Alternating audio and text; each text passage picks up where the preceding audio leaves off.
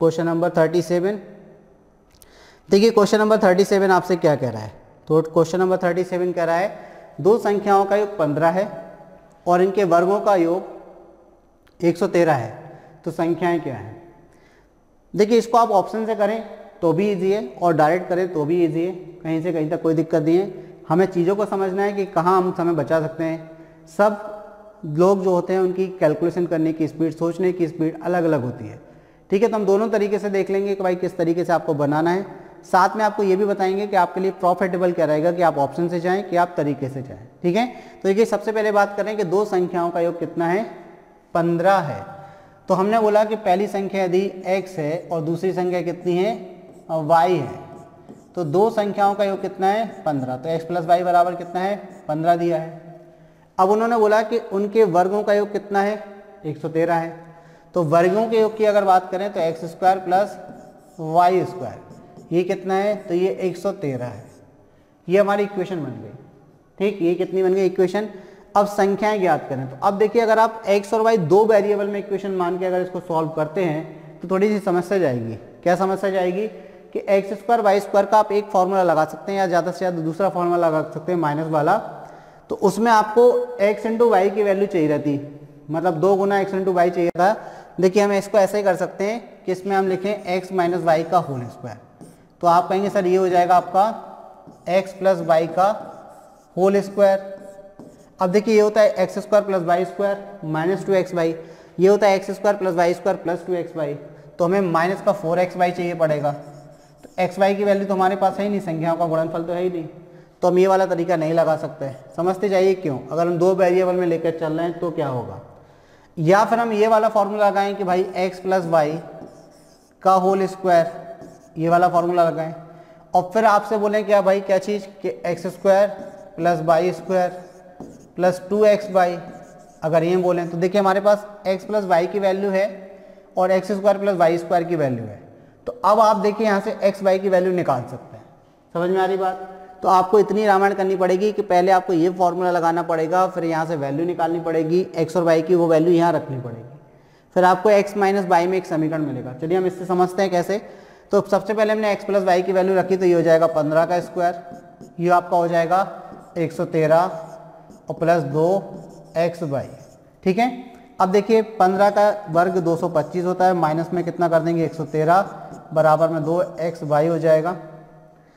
5 में से 3 जाएगा, आप कहेंगे 2, 2 में से 1 जाएगा तो 1, 112 हो गया। अब इसको हमें क्या 4xy करना है, तो 2xy में हमने क्या कर दिया, 2 से मल्टीप्लाई कर दिया दोनों तरफ। तो ये कितना हो जाएगा 112 दूनी 224 और ये आपका हो गया 4xy। 4xy की वैल्यू निकाल दी। तो हमारे पास अब फ़ायदा क्या हो जाएगा कि हम यहाँ से वैल्यू रख के x माइनस वाई की वैल्यू निकाल लेंगे। और जैसे ही आप x माइनस वाई की वैल्यू निकालेंगे तो एक इक्वेशन आपकी x प्लस वाई में और एक x माइनस वाई में आ जाएगी। तो आप उनको क्या कर सकते हैं, आसानी से सॉल्व कर सकते हैं, x और y का मान निकाल सकते हैं। वही हमारी संख्या है, क्योंकि पहली संख्या आपने x मानी, दूसरी संख्या y मानी। तो चलिए ये वैल्यू रख देते हैं। तो आपके पास है x माइनस वाई का होल स्क्वायर, ये किसके बराबर है, x प्लस वाई का होल स्क्वायर यानी कि 15 का स्क्वायर माइनस 4xy की वैल्यू कितनी है, तो आप कहेंगे सर 224। तो 15 का स्क्वायर 225 होता है, माइनस में कितना 224। तो यहाँ से y की x माइनस वाई का होल स्क्वायर कितना आ गया, तो आप कहेंगे सर 1। तो x माइनस वाई की वैल्यू कितनी आ गई, तो आप कहेंगे फाइनली 1 ही आ गई, क्योंकि वर्गमूल लेंगे दोनों तरफ तो 1 का वर्गमूल तो 1 ही होता है। तो अब दो इक्वेशन हमारे पास हैं। तो पहली इक्वेशन है आपके पास x plus y equal to कितना 15। तो देखिए आप जानते हैं, आप भली भांति परिचित हैं, इतने दिनों से आप पढ़ रहे हैं कि अगर एक इक्वेशन x माइनस वाई में है, दूसरी x प्लस वाई में है, तो x का मान कैसे निकालते हैं, दोनों को जोड़कर 2 से भाग लगा दीजिए, यानी कि x का मान निकलेगा 15 प्लस 1 डिवाइड बाई 2 यानी कि 8। y का मान कैसे निकलेगा, दोनों को घटाकर 2 से भाग लगा दीजिए, तो 14 यानी कि 7। कितना आ जाएगा 7। तो 8 और 7 आपकी संख्या आ गई। तो ऑप्शन किस में दिया है, तो ऑप्शन सी में दिया है, ऑप्शन सी में दिया है। एक तरीका ये है क्वेश्चन का।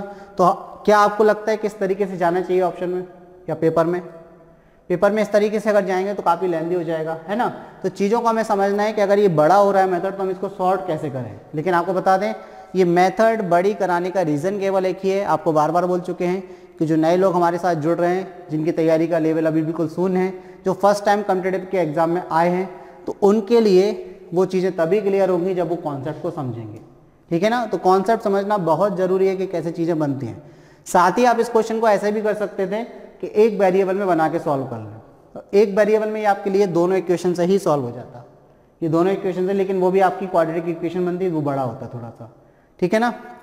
तो देखिए हम कैसे आपको एक वेरिएबल की अगर बात करें तो किस तरीके से करेंगे एक वेरिएबल में, वो थोड़ा सा हिंट दिए देते हैं। आपको दिया दो संख्याओं का योग कितना है, 15 है, तो पहली संख्या x मान ली तो दूसरी कितनी हो जाएगी, 15 माइनस एक्स, ठीक है। इनके वर्गों का योग यानी कि x square plus 15 minus x का होल स्क्वायर, ये आपको कितना दिया है, 113 दिया। इसको जब आप सॉल्व करेंगे ना तो आपको एक वर्ग समीकरण मिलेगी, तो x के मान मिल जाएंगे आपको, तो यहाँ से संख्याएं मिल जाएंगी, ठीक है, दोनों संख्याएं मिल जाएंगी। संख्या लेके आप क्या कर सकते हैं, देख सकते हैं भाई किस ऑप्शन में दिया है, तो यहाँ से भी आप इसको सॉल्व कर सकते हैं। लेकिन हमने ना एक वेरिएबल में करना है ना दो वेरिएबल में करना है। अब पेपर में कैसे जाना है, तो पेपर में हमको जाना है ऑप्शन से, दो संख्याओं का योग 15 है। देखिए पहला ऑप्शन ले लेते हैं, पहले ऑप्शन में क्या दिया है, तो आप कहेंगे सर 6 और 9, तो आप जानते हैं कि यहाँ पर 6 प्लस 9 बिल्कुल भाई कितना है, 15 होता है, तो पहली कंडीशन सेटिस्फाई हो रही है पहले ऑप्शन में। लेकिन इनके वर्गों का योग की बात करें तो 113 हो रहा है क्या, तो देखिए 6 का वर्ग 36, 9 का वर्ग 81, तो अब केवल यूनिट डिजिट देख लीजिए, 6 और 1 7 हो जाएगा यूनिट डिजिट पे जबकि हमें यूनिट डिजिट में क्या चाहिए, 3 चाहिए। वर्गों का योग 113 है, मतलब यूनिट डिजिट में 3 चाहिए, पहला ऑप्शन कैंसिल। ऑप्शन बी की तरफ आते हैं, तो देखिए ये चीज़ तो आप ओरली कर लेंगे कि 5 और 10 15 हो गया, दो संख्याओं का योग। लेकिन इनके वर्गों के योग की बात करें तो 5 का वर्ग 25, 10 का वर्ग 100, 125 हुआ, ये भी ऑप्शन आपका कैंसिल। तो ऑप्शन ए और ऑप्शन बी कैंसिल कर दिया। ऑप्शन सी पर आए तो 7 और 8 कितना होता है, 15, बिल्कुल हो रहा है 15।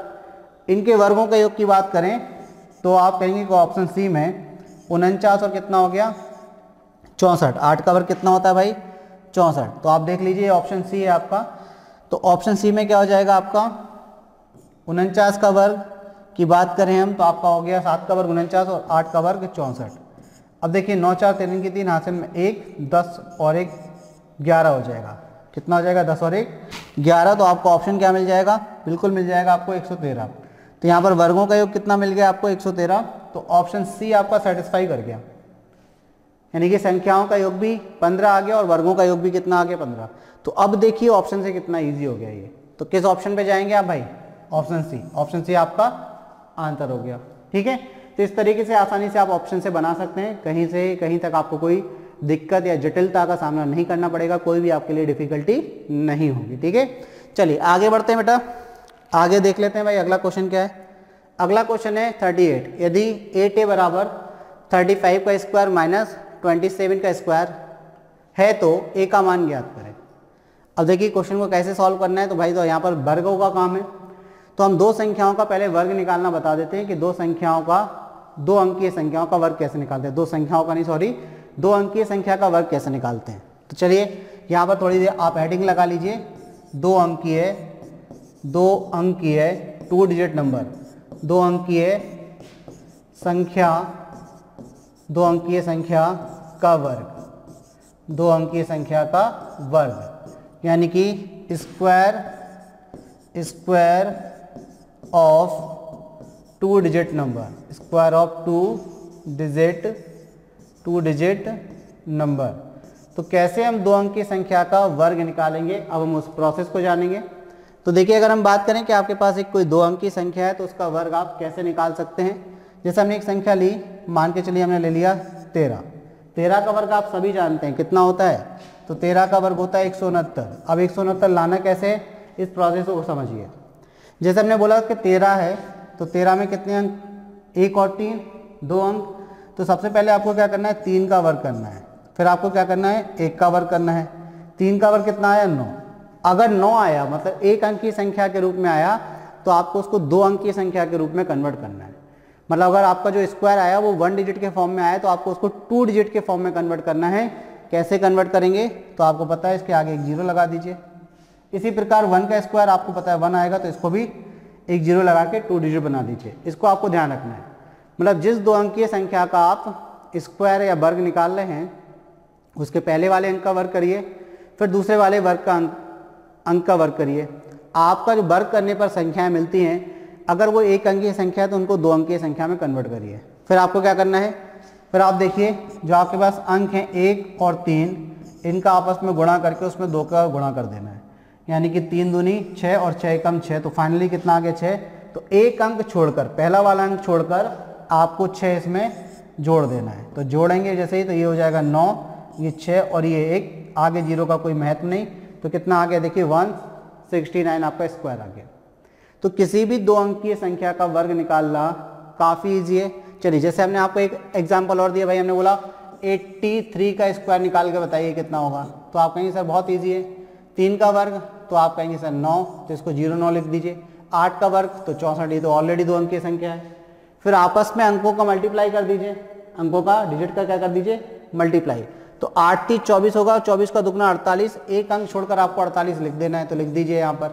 तो ये 9, ये 8, ये 8 और ये 6, यानी कि 68 89 6889, ये आपका 83 का स्क्वायर है। क्लियर हो गई बात। तो इस तरीके से आप 2 अंक की संख्या का वर्ग निकाल सकते हैं। अब 2 अंक की संख्या में भी एक स्पेशल केस होता है, जैसे यदि किसी संख्या का इकाई का अंक क्या है 5 है, किसी संख्या के इकाई का अंक क्या है आपके पास 5 है, तो उसका वर्ग कैसे निकालेंगे।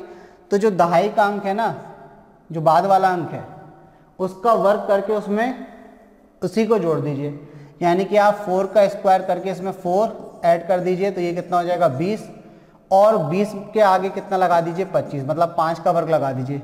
ये 20 25 45 का वर्ग हो गया। अगर हम आपसे बोले 65 का वर्ग निकालना है, तो अब आपको बात समझ में आ गई क्या करना है। 6 का वर्ग 36, ठीक है, कितना हो गया 36, और 36 में 6 जोड़ना है, तो कितना हो गया, तो आप कहेंगे 42, और उसके आगे कितना लिख देना है 25, तो ये आपका कितना हो गया 42 25 हो गया। किसका वर्ग 65 का वर्ग।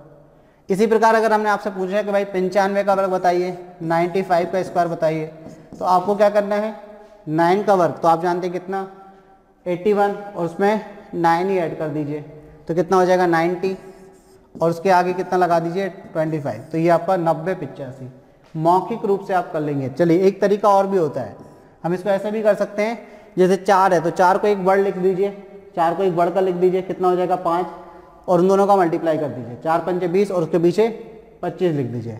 इसी प्रकार देखिए 9 से बढ़ क्या होता है एक 10, 10 इंटू 9 90, 90 के पीछे 25 लिख दीजिए।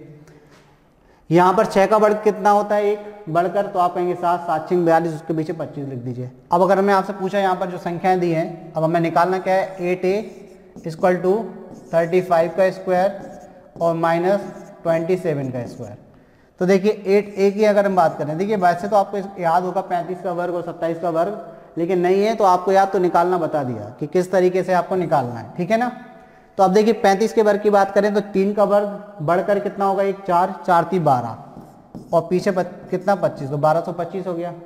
27 में अगर हम बात करें तो आपको पता है कैसे निकालना है भाई, तो आप कहेंगे 49 हो जाएगा, और यहाँ कितना 4 हो जाएगा, तो 0 4 लिख दीजिए, 7 दूनी 14 और 28, तो यहाँ जोड़ दीजिए ये 9, 12 की 2 यहाँ से ले, तो ये कितना हो जाएगा, तो आप कहेंगे सर 729। तो 27 का वर्ग कितना हो गया 729, माइनस कर दीजिए इन दोनों को, माइनस करेंगे तो 15 में से 9 जाएगा, तो आप कहेंगे सर 6, 3 जाएगा 12 में से, तो आप कहेंगे सर 9, 8 जाएगा 12 में से, तो आप कहेंगे 4, तो ये आपका हो गया 8a की वैल्यू 496। 8 से अगर आप कैंसिल करेंगे तो 8 6 48, 8 दूनी 16, तो a की वैल्यू कितनी आ गई 62। यही आपसे पूछा गया था कि a का मान कितना है, तो a का मान किस ऑप्शन में दिया है भाई आपको 62, तो 62 ऑप्शन ए में ही दिया है। a का मान 62 किस में दिया है, तो ऑप्शन ए में ही दिया है, तो आपका आंसर क्या हो गया, ऑप्शन ए जो है वो आपका आंसर हो गया, ठीक है। तो चलिए अगले क्वेश्चन की तरफ बढ़ें, देखते हैं भाई अगला क्वेश्चन क्या है। अगला क्वेश्चन है 39 क्वेश्चन आपसे क्या कह रहा है, कह रहा है आज बी ए से आयु में दुगना है। आज मतलब वर्तमान में, बी जो है ए से आयु में कैसा है दुगना है। 10 वर्षों में ए और बी की आयु का अनुपात 2:3 हो जाता है, ठीक है। तो बी की वर्तमान आयु ज्ञात करें। देखिए सबसे पहली चीज इन्होंने बोला कि आज बी जो है ए से आयु में दुगना है, तो हमने बोला ए की आयु और बी की आयु का जो वर्तमान अनुपात है वो 1:2 है, क्योंकि ये दुगना है। तो ये कब का अनुपात हो गया, आज का यानी कि वर्तमान का। तो किसका अनुपात बना लिया हमने, ये वर्तमान का अनुपात बना लिया, क्योंकि क्वेश्चन में दिया है कि आज बी जो है वो ए से दुगना है आयु में, तो वर्तमान आयु हो गई भाई, इनकी वर्तमान आयु का अनुपात हो गया। तो वर्तमान आयु का अनुपात आपको दिख गया भाई कितना है ये, तो आप कहेंगे सर 1:2, क्योंकि बी ए से दुगना है।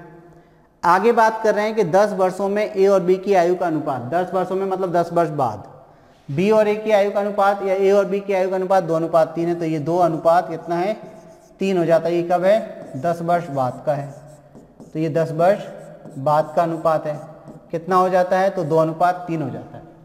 अब बस आपको एक कॉन्सेप्ट दिमाग में रखना है कि दो व्यक्तियों की आयु के बीच में अंतर, दो व्यक्तियों की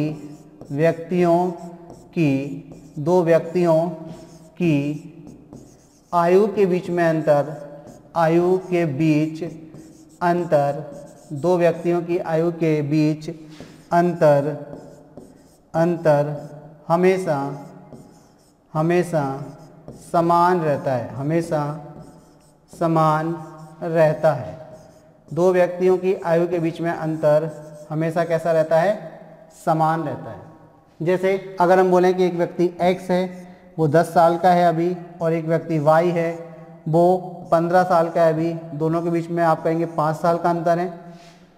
5 साल बाद बोलें तो ये 15 का हो जाएगा और ये 20 का हो जाएगा, फिर भी अंतर कितने का रहेगा 5 साल का रहेगा। 3 साल पहले की बात करें तो ये 7 का होगा और ये 12 का होगा, फिर भी अंतर कितने का होगा 5 का होगा। जैसे कि आपका भाई और आप दोनों में मान के चलिए 2 साल का अंतर है, तो 4 साल बाद भी अंतर 2 साल का ही रहेगा। 10 साल बाद भी आप और आपके भाई की आयु के बीच में अंतर 2 साल का रहेगा। 15 साल बाद भी 2 साल का अंतर रहेगा। 50 साल बाद भी आप और आपके भाई के आयु के बीच में क्या रहेगा अंतर 2 साल का ही रहेगा, कम ज़्यादा तो हो नहीं सकता, ठीक है ना। तो अंतर हमेशा समान रहता है, क्योंकि जितने साल की आपकी आयु में वृद्धि होगी उतने ही साल उसकी आयु में भी वृद्धि होगी। जितने साल पीछे आप जाएंगे तो उतने साल पीछे आपके भाई की आयु भी जाएगी। तो अंतर हमेशा कैसा रहता है, समान। बस इस कॉन्सेप्ट पर बेस्ड बनते हैं आयु के क्वेश्चन। तो देखिए हमने बोला कि वर्तमान में ए और बी की आयु का अनुपात कितना है, अगर बात करें तो आप कहेंगे सर 1:2। तो अगर आपसे पूछा जाए कितने का अंतर है तो आप कहेंगे 1 का। 10 वर्ष बाद कितने का अंतर है तो आप कहेंगे 1 का। 1 से 2, 2 से 3 यानी कि 1 का अंतर है, अंतर समान है तो बहुत अच्छी बात है, इससे अच्छी बात नहीं हो सकती, मतलब आपको समान नहीं करना है। तो वर्तमान में अगर ए 1 का था और 10 वर्ष बाद कितने का हो गया 2 का, तो कितना यूनिट बढ़ा यहाँ पर 1 यूनिट। इसी प्रकार वर्तमान में बी 2 का था तो 10 वर्ष बाद कितने का हो गया 3 का, कितना बढ़ा यहाँ पर 1 यूनिट बढ़ा। 1 यूनिट क्यों बढ़ा, क्योंकि 10 साल आगे जा रहे हैं। तो हम कह सकते हैं कि 1 यूनिट की जो वैल्यू है वो किसके बराबर है 10 वर्ष के बराबर है। अब आपसे पूछा क्या गया है बी की वर्तमान आयु ज्ञात करें, तो बी वर्तमान में कितने यूनिट का है 2 यूनिट का। तो 2 यूनिट की वैल्यू कैसे निकालेंगे, दोनों तरफ 2 से मल्टीप्लाई कर दीजिए 20, तो बी की आयु कितनी आ गई 20 वर्ष, यानी कि बी वर्तमान में कितने का 20 वर्ष का। किस ऑप्शन में दिया है, तो अगर हम ऑप्शन को देखें कि भाई कौन सा ऑप्शन हमारा आंसर हो जाएगा, तो ऑप्शन सी जो है वो हमारा आंसर हो जाएगा। तो ऑप्शन सी क्या हो गया आपका आंसर हो गया। क्लियर होगी बात। चलिए तो मूव करते हैं अगले क्वेश्चन की तरफ, देखते हैं भाई क्वेश्चन नंबर 40 क्या है। तो देखिए क्वेश्चन नंबर 40 आपसे कह रहा है जब आप पिता की आयु के अंकों को व्युत्क्रमित करते हैं, मतलब पिताजी की जो आयु है और उसके अंकों को व्युत्क्रमित करने का मतलब इकाई के स्थान पर दहाइकांक और दहाई के स्थान पर इकाइकांक लाते हैं, व्युत्क्रमित करते हैं, तो आप पुत्र की आयु प्राप्त करेंगे। तो क्या हो जाएगा, पुत्र की आयु मिल जाएगी। 1 वर्ष पहले पिता की आयु पुत्र की आयु की दुगनी थी। 1 वर्ष पहले पिता की आयु पुत्र की आयु की दुगनी थी। 1 वर्ष पहले पिता और पुत्र की वर्तमान आयु क्रमशः क्या है। देखिए सबसे पहली चीज़ तो इस टाइप का क्वेश्चन जब भी आए हम आपको सलाह देंगे कि ऑप्शन के अलावा कोई भी तरीका आप ना लगाएं, ठीक है। आप क्या लगाएं, ऑप्शन का सहारा लें, बहुत जल्दी कर लेंगे, ठीक है। चलिए प्रोसेस भी बता देंगे अगर आप चाहें, बिल्कुल आपके दिल में इच्छा है तो आपकी इच्छाओं को हम मरने नहीं देंगे। देखिए बात करते हैं यहाँ पर, बोला है कि जब आप पिता की आयु के अंकों को व्युत्क्रमित करते हैं तो पुत्र की आयु मिलती है। तो देखिए अगर हम पहला ऑप्शन यहाँ पर लें तो देखिए पुत्र कम का होगा, ये बात कन्फर्म है, पिता ज़्यादा के होंगे। तो पिता की आयु को व्युत्क्रमित करें यानी कि इसके अंकों को पलट दें, 2 की जगह पे 4, 4 की जगह पे 2 लाग दें, तो देखिए कितना 24 हो जाएगा। तो बिल्कुल पुत्र की आयु मिल गई। पहला ऑप्शन आपका आंसर हो सकता है नहीं लेकिन हो सकता है, ठीक है। अगले ऑप्शन की तरफ हम आते हैं। तो अगर यहाँ पर किसकी बात करें, पिता और पुत्र की वर्तमान आयु क्रमशः क्या है। देखिए पिता और पुत्र की पूछी गई है पहली बात, तो पहला ऑप्शन तो आपका वैसे ही हट गया, क्योंकि पहले पिता की देंगे बाद में पुत्र की देंगे, क्रमशः लिखा है मतलब पिता और पुत्र, पहले पिता पूछा गया फिर पुत्र, मतलब क्रमशः ऑप्शन में भी पहले पिता होना चाहिए फिर पुत्र। तो आपने जो ऑप्शन लिया पहले तो ये हट गया, क्यों हट गया, इसमें आपको सॉल्व भी नहीं करना क्योंकि पिता पुत्र से कम आयु का नहीं हो सकता, तो ये आपका कैंसिल हो गया। अब देखिए ये वाला ऑप्शन, दूसरे ऑप्शन पे हम जाते हैं, तो पिता यदि 31 साल का है तो पुत्र 13 का, तो अगर पिता की आयु ले ली 31, इसके अंकों को क्या कर रहा है, व्युत्क्रमित कर रहा है, एक की जगह पे 3, 3 की जगह पे 1 ले जा रहा है, कितना हो गया 13। बिल्कुल आपको पुत्र की आयु मिल गई, बिल्कुल मिल गई, लेकिन एक कंडीशन और है, 1 वर्ष पहले पिता की आयु पुत्र की आयु की दुगनी थी। तो 1 वर्ष पहले की बात करें तो पिताजी की आयु कितने साल की होगी, 30 की, पुत्र कितने के होंगे, 12 के। तो क्या पिताजी की आयु पुत्र की आयु की दुगनी है, पुत्र की आयु को दुगना करो तो 24 मिलेगा, पुत्र की आयु का आप दुगना करो तो आपको 24 मिलेगा। तो क्या आपको मिलना कितना चाहिए था 1 साल पहले, 30। तो ये ऑप्शन भी आपका कैंसिल हो गया, ये ऑप्शन भी क्या हो गया आपका, कैंसिल हो गया। अब हम आते हैं अगले ऑप्शन पर, तो देखिए यहाँ पर दिया 45 और 54, फिर से वही बात हो रही है कि यहाँ पर क्रमशः पूछा गया है, ये क्रमशः पूछा गया है, तो पिताजी की 45 नहीं हो सकती, तो इसको भी हटा दीजिए। अब आते हैं 73 और 37 पर, ये आपके ऑप्शन हो सकता है क्योंकि यही बचा है आपके पास। तो अगर हम ऑप्शन डी की बात करें यहाँ पर, तो यहाँ पर अगर 73 दिया है और यहाँ 37 दिया है, तो आप देखिए इसके अंकों को व्युत्क्रमित अगर आप करते हैं तो यहाँ पर 3 और यहाँ पर 7, 7 की जगह पे 3, 3 की जगह पे 7, तो 37 मिल जाएगा कि नहीं, तो आप कहेंगे बिल्कुल 37 मिल जाएगा। लेकिन बात ये हो रही है कि पिताजी की आयु अगर वर्तमान में 73 और पुत्र कितने के 37 के हैं, तो 1 साल पहले ये कितने को जाएंगे 72 के, और ये कितने को जाएंगे 36 के, तो इसका 2 गुना यानी कि 72 मिल रहा है कि नहीं, बिल्कुल, क्योंकि उन्होंने बोला था कि पुत्र की आयु का 2 गुना है, तो जब पुत्र की आयु को आप 2 गुने करेंगे तब पिता की आयु मिलेगी, तो बिल्कुल मिल गया। तो ऑप्शन डी क्या हो गया आपका आंसर हो गया, ऑप्शन डी क्या हो गया आपका आंसर हो गया। तो इस तरीके से हम ऑप्शन की सहायता से इस क्वेश्चन को सॉल्व कर सकते हैं, ठीक है। अब हम बात करते हैं कि जब आप पिता की आयु के अंकों को व्युत्क्रमित करते हैं, मतलब ये बात कंफर्म है कि पिता और पुत्र की जो आयु है वो 2 अंकों के फॉर्म में है, तो हम थोड़ा सा ट्रेडिशनल अप्रोच से और आपको बता देते हैं जिससे आपके दिमाग में डाउट ना रहे कि अगर ट्रेडिशनल तरीके से करना हो तो कैसे करें। तो देखिए पिता की उम्र मान ली पहले, तो हमने पिता की उम्र क्या होगी, पिता की उम्र की अगर हम बात करें तो 2 अंक की संख्या होगी यानी कि 10x प्लस y होगी। तो पुत्र की उम्र कितनी हो जाएगी, तो पुत्र की जो उम्र होगी, तो आप कहेंगे सर अंकों को व्युत्क्रमित करना है तो पुत्र की उम्र मिल जाएगी यानी कि 10y प्लस x हो जाएगी, ठीक है, ये आपकी कंडीशन है। फिर उन्होंने बोला कि 1 वर्ष पहले पिता की आयु पुत्र की आयु की दुगनी थी, तो 1 वर्ष के लिए पहले के लिए अगर हम बात करें तो 1 वर्ष पहले की अगर हम बात करें, कब की बात करें, 1 वर्ष पहले की, तो देखिए 1 वर्ष पहले पिता की आयु कितनी होगी, 1 वर्ष पहले, यहाँ ये एरो बताता है पहले का साइन, ठीक है, पीछे की तरफ जा रहे हैं। पिता की उम्र की बात करें तो कितनी होगी, तो आप कहेंगे सर 10x प्लस y में से 1 माइनस कर दीजिए, तो ये 1 वर्ष पहले की पिताजी की उम्र आ गई। तो पुत्र की उम्र कितनी होगी, तो पुत्र की उम्र कितनी होगी 1 वर्ष पहले, तो आप कहेंगे sir 10y plus x minus 1 कर दीजिए। लेकिन ये बोल रहे हैं कि पिताजी की उम्र पुत्र की उम्र की कैसी है, दुगनी थी, कब, 1 वर्ष पहले। चलिए तो अब आप देखिए दुगनी थी मतलब इसको दुगना कर देंगे तो इसके बराबर आ जाएगा, तो अगले स्टेप में ले लीजिए आपका क्या बनेगा, तो 10x प्लस y माइनस 1, ये पिताजी की उम्र है, पुत्र की उम्र है 10y प्लस x माइनस 1, इसका यदि आप दुगना कर देते हैं तो पिताजी की उम्र मिल जाएगी। चलिए तो यहाँ कैलकुलेशन करते हैं, तो ये आपका 10x प्लस y माइनस 1 बराबर में कितना हो जाएगा, तो आप कहेंगे सर 20y प्लस 2x और ये आपका हो जाएगा माइनस का 2। चलिए अब यहाँ से क्या कर सकते हैं, कैलकुलेट करना है, कैलकुलेशन करनी है, तो एक तरफ सारे टर्म्स को आप ले जाइए। तो देखिए हम क्या कर रहे हैं, इस पूरे को इस तरफ ला देते हैं, ठीक है, इस पूरे को इस तरफ ला रहे हैं। तो सबसे पहले तो देखिए 2x इस तरफ आएगा तो बचेगा कितना 8x, 20y इस तरफ आएगा तो माइनस का 19y, ठीक है, और 2 इस तरफ आ गया तो आपका कितना प्लस का 1 बचेगा बराबर में 0। अब यहाँ से आप बताइए कि ये इक्वेशन बन गई है, यहाँ से कोई सी कंडीशन बन रही है क्या, बिल्कुल बन रही है, क्योंकि आपको पता है कि जब पिता की उम्र को आप व्युत्क्रमित करते हैं तो पुत्र की आयु बनती है। तो देखिए ये 2 अंक की संख्याओं के रूप में अगर हमने लिखा ना तो यहाँ से एक कंडीशन नहीं बन रही है। 1 साल पहले की बात करें तो भी कंडीशन नहीं मिल रही है। तो 1 वर्ष पहले पिता और की आयु और पुत्र की आयु की दुगनी थी, पिता और पुत्र की वर्तमान आयु क्रमशः आपको बतानी है। तो अब देखिए जब हमने ये माना कि 2 अंकों वाली संख्याओं के रूप में अगर हम इसको ले लें तो जब 2 अंकीय संख्या के रूप में पिता की उम्र ली और पुत्र की उम्र ली, तो यहाँ पर देखिए हमने पिता के अंकों को जब व्युत्क्रमित किया तो पुत्र की उम्र मिल गई। 1 साल पहले पिताजी की आयु, 1 साल पहले पुत्र की आयु आ गई। उन्होंने बोला दुगना है तो हमने दुगना भी कर दिया भाई, तो 2 का गुणा किया तो 10/2x हो गया। अब देखिए यहाँ पर जो इक्वेशन बन रही, अब समस्या इक्वेशन में जा रही है। इस एक इक्वेशन केवल हमारे पास बन रही है और इसके अलावा हमारे पास इक्वेशन नहीं है। तो अब आप समझिए कि जब हमारे पास एक इक्वेशन और 2 वेरिएबल है तो उनको सॉल्व कर पाना मुश्किल है। यानी कि ये जो क्वेश्चन है आपका बेस्ट तरीका इसको सॉल्व करने का क्या है, ऑप्शन से ही है। आप किससे करेंगे, केवल और केवल ऑप्शन से, ओनली ऑप्शन का इस्तेमाल करेंगे इस क्वेश्चन में, ठीक है। और वो आपने समझ लिया कैसे करना है, तो आपका ऑप्शन क्या हो जाएगा, डी आंसर हो जाएगा। आप यदि ट्रेडिशनली जाते हैं तो फंस जाएंगे। क्लियर, चलिए तो आपने ये भी समझ लिया। आगे बढ़ते हैं क्वेश्चन नंबर 41 की तरफ और देखते हैं भाई क्वेश्चन नंबर 41 आपसे क्या कह रहा है। क्वेश्चन नंबर 41 कह रहा है 20,000 रुपये की धनराशि पर 8% वार्षिक चक्रवृद्धि ब्याज की दर से 3 वर्ष का ब्याज ज्ञात करना है।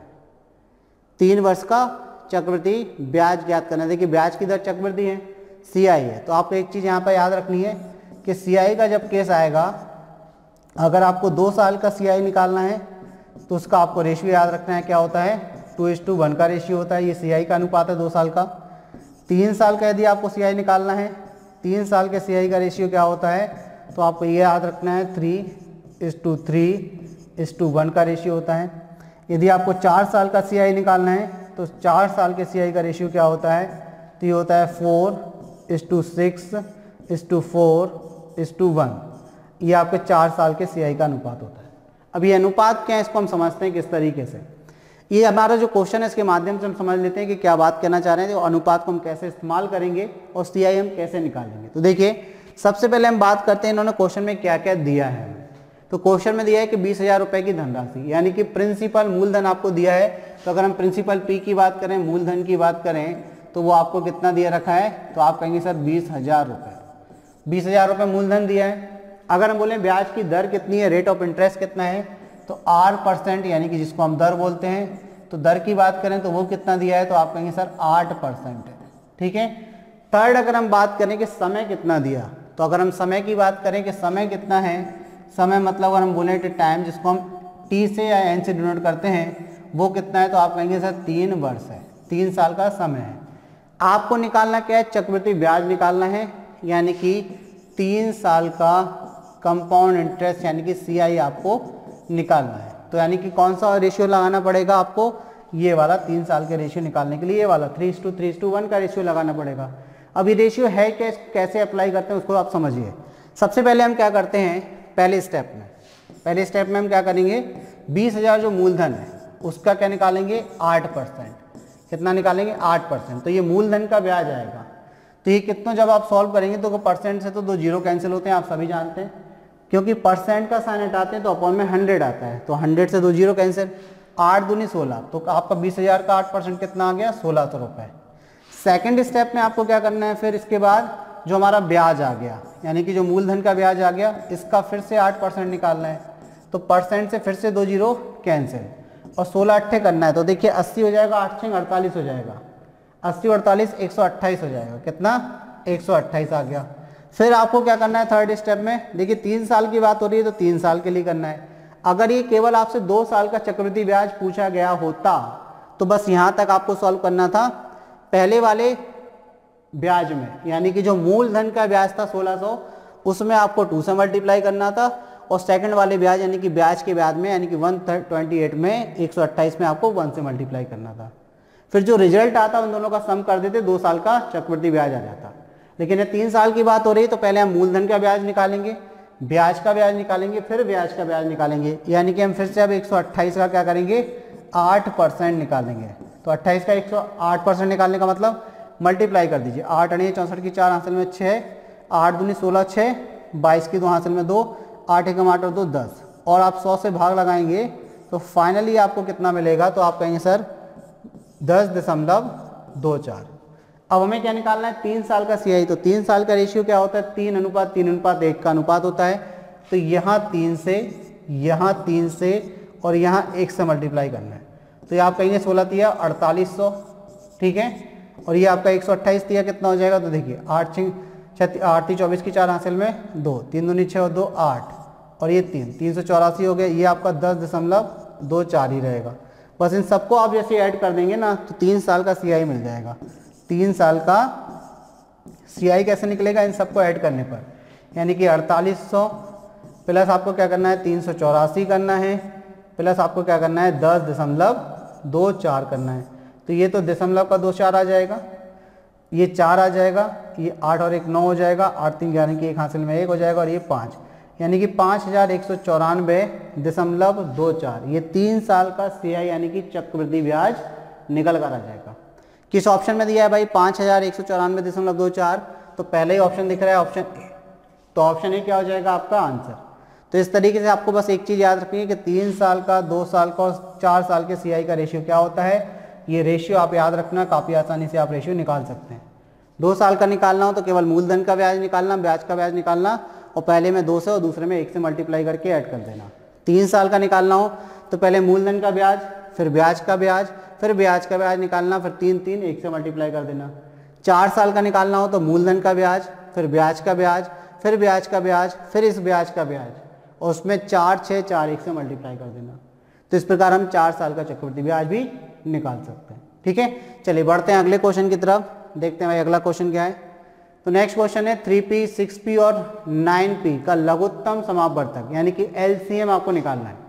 तो देखिए LCM कैसे निकालते हैं, सबसे पहले हम क्या करेंगे, अभाज्य गुणनखंड विधि का इस्तेमाल करेंगे, यानी कि हम अभाज्य गुणनखंड विधि से LCM निकालेंगे। देखेंगे भाई इसमें फैक्टर कौन कौन से हैं और जो कॉमन फैक्टर है उसकी मैक्सिमम पावर हमेशा ली जाती है और जो कॉमन नहीं होता उन सबको भी हम LCM में इंक्लूड कर लेते हैं। तो देखिए सबसे पहले बात करते हैं, सिंपल क्वेश्चन है, सिंपल तरीके से करेंगे, ज़्यादा लॉजिक नहीं लगाना है।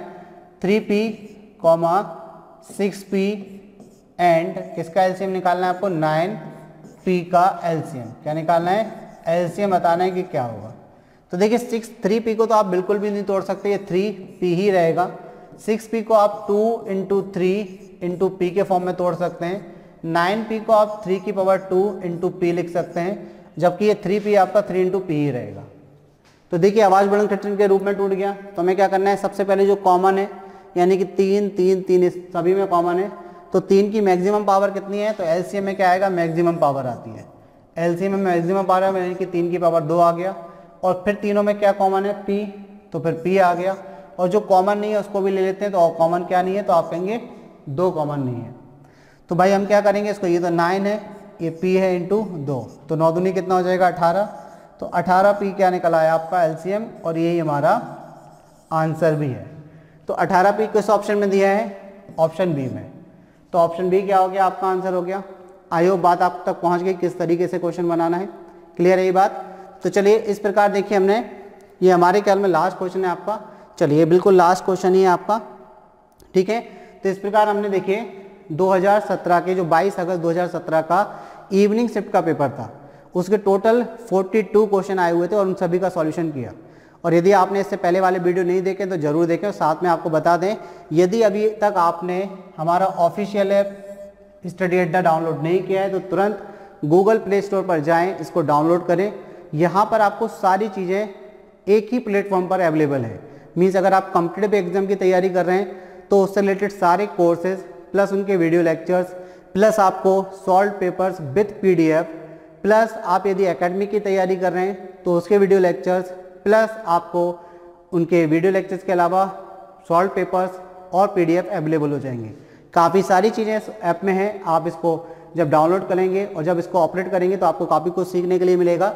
सॉल्व पेपर्स हैं, वीडियो लेक्चर्स हैं, स्टडी पैकेज है, ऑनलाइन टेस्ट हैं, सैम्पल पेपर हैं, प्रश्न बैंक है, NCERT कॉर्नर है, ओलंपियाड कॉर्नर है और नोट्स अवेलेबल है। सारी चीज़ें एक ही प्लेटफॉर्म पर अवेलेबल हैं, ठीक है ना। तो आपने अभी तक यदि इसको डाउनलोड नहीं किया है तो तुरंत डाउनलोड करें। चलिए इसी वाक्य के साथ में अपनी क्लास को यहाँ विराम देते हैं, मिलते हैं नेक्स्ट क्लास में। तब तक के लिए धन्यवाद, गुड नाइट।